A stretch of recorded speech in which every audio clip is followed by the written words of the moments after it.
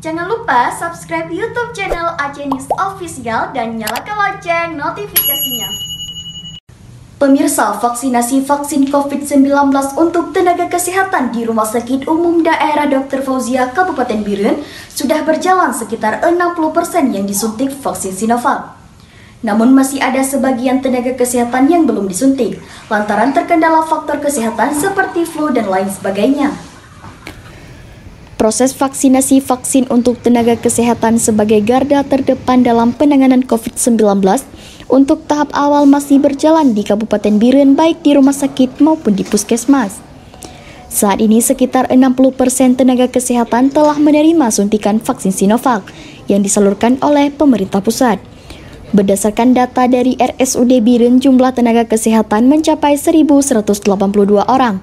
Kemudian peserta yang melakukan registrasi berjumlah 1.099 orang dan yang telah disuntik 456 orang. Meski vaksin tahap awal diprioritaskan untuk tenaga kesehatan, namun di kalangan masyarakat banyak yang beredar kabar miring terkait vaksinasi untuk pencegahan virus corona. Direktur Rumah Sakit Umum Daerah Dr. Fauzia, Amir Ad-Dani mengatakan, vaksinasi program pemerintah dipastikan aman dan tidak ada efek karena pemerintah mengutamakan keselamatan masyarakat. Amir Ad-Dani meminta masyarakat untuk tidak takut disuntik vaksin karena vaksinasi sebagai langkah untuk memutuskan mata rantai virus corona yang sudah merebak luas di Indonesia. Tadi saya sudah divaksin COVID-19, tidak ada terasa apa-apa, nggak ada keluhan apa-apa, sehat saja, ya, nggak ada keluhan apa-apa.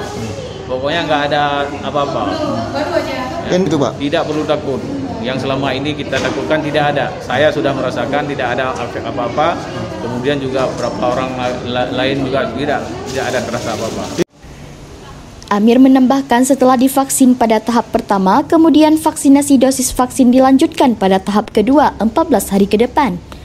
Peserta diberikan kartu untuk jadwal vaksinasi selanjutnya dan juga diberikan sertifikat. Dari Kabupaten Biren, Safri Munandar melaporkan.